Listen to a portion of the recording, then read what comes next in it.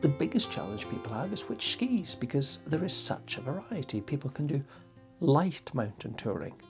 In some cases, in some conditions, could be done on your track skis. And then slowly, slightly wider metal edge skis, and you're still in tracks. Then you move to wider skis again, where you can go up mountains and telemark down, to full-on, not dissimilar to alpine touring equipment, where you're on heavy equipment and can go up steep mountains.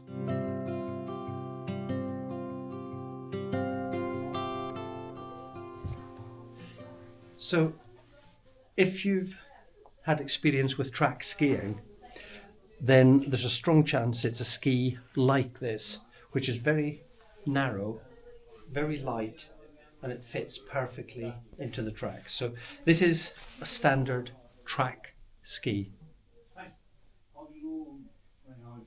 With ski touring, we have a selection of skis here that are all suitable to start with. And if we take any one of them, what you see first is you have a metal edge on the ski. That was our ski that will do everything tracks light touring. When you then choose to go further into the mountains and you want to be able to descend and use turns, then we have a selection of skis where the key difference, you still have metal edge. The base can be like this one, it can be a fish scale base, which is fantastic when we have softer conditions and springtime conditions. This saves a huge amount. But the width of the ski allows it to sit better above the snow, and it allows you to turn better. So this is what you're looking for if you want to come off track and be able to enjoy your descents. Now, there's many manufacturers, there's many widths, as you can see here.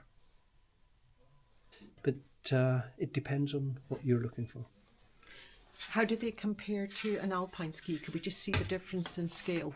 This is an alpine touring ski. This is a Nordic touring ski.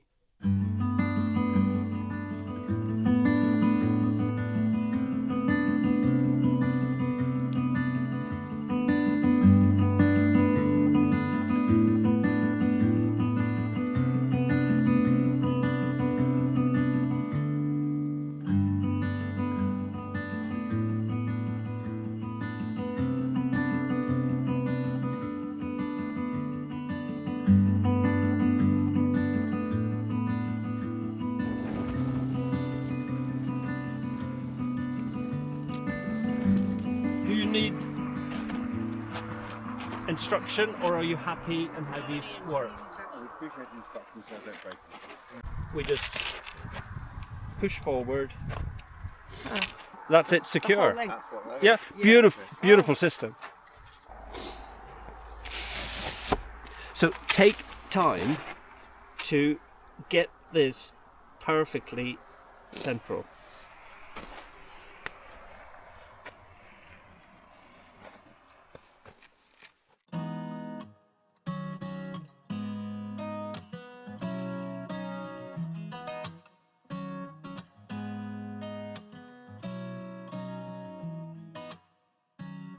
So with modern ski touring, we have the backcountry binding, which is not dissimilar to what you might have used on track. It's just wider and the boot is stronger. So that's the boot.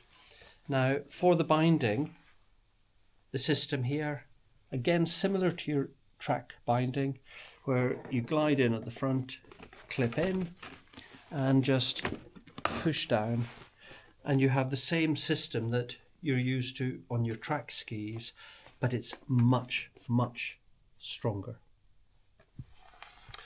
Okay, so this boot here is the traditional ski boot that's been around. This style has been around for a long time, and we have a 75mm binding with 3 pinholes, at the front.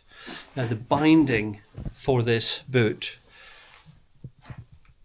clicks in, the pins go into the holes and click down, and that's the system. In addition, we have the back binding, which gives extra strength. So this is the old-fashioned system, still fantastic. Now we move on to the most recent design, the Explorer. This boot, as you can see, has a completely different binding system. The boot also has considerably greater support. Push down and the binding clicks in, and that's it working. You can use on your skis if you're doing bigger ascents. Then we have the heel raise.